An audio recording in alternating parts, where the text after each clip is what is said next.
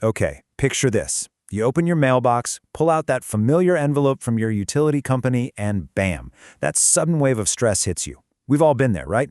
Staring at a massive, confusing winter energy bill, trying to figure out how on earth the math is going to work out this month. Well, if you're an Idaho resident feeling the squeeze of rising energy costs, you are exactly where you need to be. Welcome to this explainer. Today, we're not just going to sit here and validate that awful feeling of sticker shock. We are giving you a clear, totally actionable roadmap to financial help that absolutely exists for you right now. Stick around, because we're going to show you how to keep more money in your pocket while keeping the lights and heat on. All right, here's our roadmap for today. First, decoding your energy bill. Second, state and federal assistance. Third, utility and charitable programs. Fourth, navigating the application process. And fifth, long-term weatherization solutions. Okay, Section 1. Decoding your energy bill, understanding the jargon. Let's get right into it. So here's a frustrating truth. Factors completely out of your control can directly hijack your monthly budget. Take the power cost adjustment, or PCA. This basically adjusts your rates up or down depending on the actual cost the company paid to generate power. That means things like weird seasonal weather patterns, natural gas price spikes, or even just the stream flows in our rivers can unexpectedly jack up your monthly costs. Crazy, right? And if you've ever wondered why your bill seems to just mysteriously jump right as summer kicks off, well, say hello to the Fixed Cost Adjustment, or FCA. This applies to Idaho residential customers and typically hits every single year on June 1st. It's basically a rate adjustment to cover the difference in the utilities' fixed costs. You see, utilities structure their pricing around two distinct seasons, summer and non-summer. And this seasonal volatility, it's exactly what creates a massive energy burden for so many Idaho households. For lower-income families or, older folks on fixed incomes, that incredibly long, freezing non-summer stretch from October clear to May can make heating bills just completely unmanageable. Right, moving on to Section 2, State and Federal Assistance, the safety net. Okay, the federally funded Low-Income Home Energy Assistance Program. Most people just call it LIHEAP. This is your primary safety net. Eligibility hinges on your household's net. Actually, scratch that. It's based on your gross monthly income, meaning your total income before taxes. For example, if you've got a family of four making under $5,262 a month, you qualify for this vital assistance. But here is where so many folks trip up and stop themselves from getting help.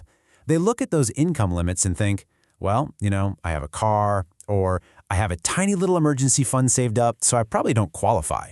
A lot of people experiencing severe financial stress literally avoid applying because they assume their modest assets disqualify them right out of the gate. Well, I have some massive relief for you. In Idaho, there is absolutely zero asset limit for LIHEAP. None. They are strictly looking at your income. They do not care what's in your checking account, and they don't care what's parked in your driveway. This hugely lowers the barrier to getting the help you need, so please, whatever you do, do not self-disqualify. Let's jump into Section 3, Utility and Charitable Programs, Local Relief. Through a program called Project Share, you could receive a maximum annual one-time payment of up to $450. This is funded by donations from customers and shareholders, and it's run through local partners like the Salvation Army. It's an absolute year-round lifeline for folks facing illness, disability, age-related hardships, or, sudden unemployment. And here is a huge mythbuster for you. You absolutely do not need a purely electric home to get this help. Project Share is entirely fuel blind. That just means you can get this emergency assistance whether you heat your home with electricity, natural gas, propane, oil, coal, or honestly, even wood. It covers the whole shebang. Now, if you happen to be a customer of a specific utility, like Avista up in northern Idaho, listen up. They want to prevent disconnections just as much as you do. Avista offers internal billing options to proactively help you avoid those seasonal spikes. Their comfort level billing takes your annual energy costs and divides them into 12 predictable, equal monthly payments. You can even shift your due date to line up with your payday. And crucially, they have direct medical outreach intervention if losing power would actually threaten the health of someone in your home. All right, Section 4, Navigating the Application Process Step by Step. Believe it or not, the official Idaho Department of Health and Welfare application form is surprisingly straightforward. It's literally just broken down into the who, meaning anyone can apply for themselves or their household for one or multiple types of assistance, and the what, which is exactly what documentation you need to hand over to them. To get your eligibility sorted fast, you're going to need to gather a specific checklist of items. You need proof of citizenship or legal status, Social security numbers for every single person living under your roof, proof of income for everyone for the prior month, and copies of your most recent utility bills. Pro tip, build this folder before you even pick up the phone. The whole bureaucratic maze really just boils down to 3 simple, actionable steps. Find your local agency, get your paperwork together, and hand it in. Oh, and if your household receives active SNAP benefits, food stamps, you might even be able to knock out the entire process over the phone. The official application takes all the guesswork out of it with a county-by-county directory. It maps every single Idaho county directly to its specific local community action agency. It's got the phone numbers, websites, emails, everything. From Ada clear up to Kootenai County, there is a specific local office just waiting to help you out. Finally, Section 5, Long-Term Weatherization Solutions, Permanent Energy Reductions. Okay, the Weatherization Assistance Program, or WAP, is absolutely incredible. Utilities like Rocky Mountain Power and Idaho Power partner with local agencies to offer home weatherization services at zero cost to income-qualifying households. None. This means professionals will actually come in to upgrade your insulation, seal up air leaks, and fix ductwork. These are the kinds of permanent fixes that drastically lower the amount of energy your home wastes. And it gets better. Avista Utilities actually offers up to $1,200 in direct cash rebates for specific home efficiency improvements.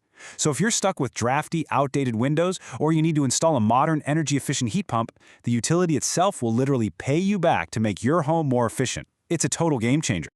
As we wrap this up, I want you to keep this really powerful quote from institutional research in mind.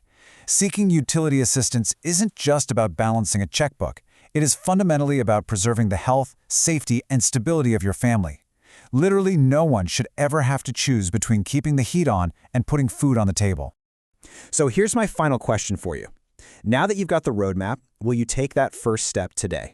Please don't wait another minute. Reach out to your local community action agency, take back control of your energy bill, and get the relief you deserve. If you've navigated this process before, definitely drop your own success stories and tips in the comments below so we can build a really supportive community here. Now keep in mind, policies and programs do change, so always verify these details with official sources and, consult a financial advisor if you need personalized advice. This explainer is just for informational purposes and isn't legal guidance. Thanks so much for hanging out with me on this explainer, and I'll catch you next time.